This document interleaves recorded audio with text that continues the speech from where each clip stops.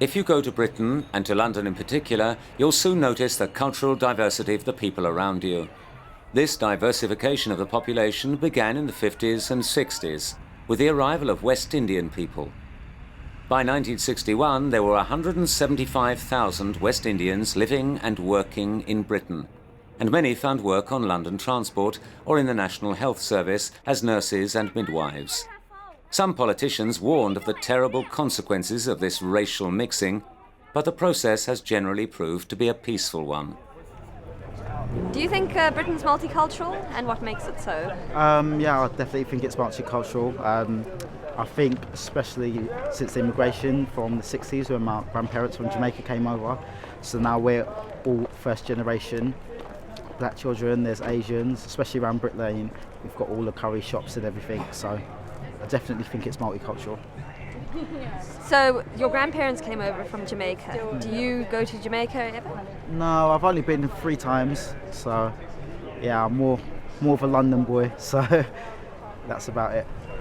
So tell me how your family arrived in Britain. Well, my mum and dad come over probably about 20 years ago, and they moved to a small place, and then I moved out of home about 5 years ago. But yeah, they came here for a better life, I think. I'm Usha Agrawal. I was born in India, and I came to this country as a teenager. We came in June and it was very cold, even though it's summer, because India is very different from here.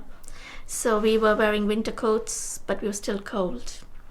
And we came a very, very long time ago, so there weren't many people like us. So at the airport, for example, everyone was white. And that's something you noticed because you look different from everyone else. When I was in school, I was the only Indian, so I was like, they'd ask questions like, are you a princess? I said, no. Either you're a princess or you live in a hut. So the two extremes, British children, they didn't have experience of us. We are vegetarians.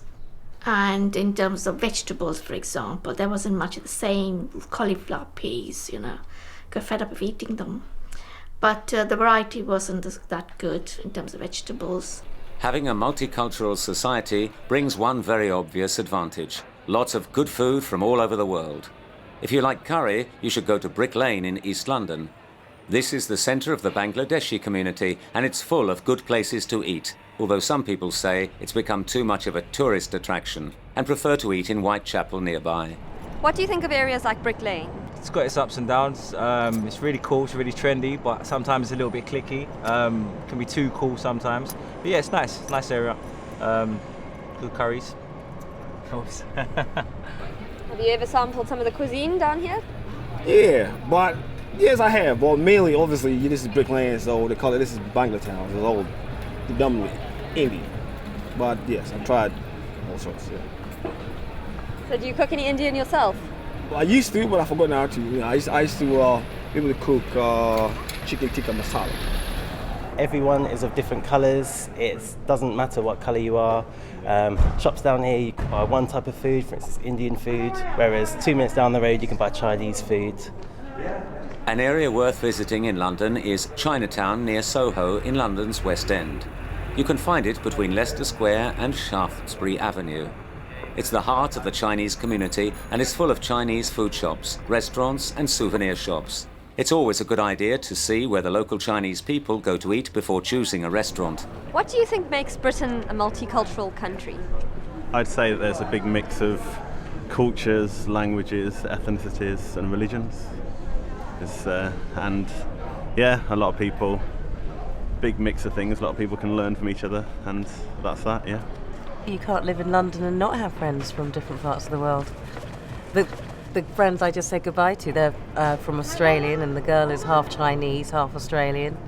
So yeah, it's a mix, melting pot. The beauty of living in London is that you grow up with people speaking different languages, eating different foods, different religions, different colours, races, creeds. It's a great melting pot.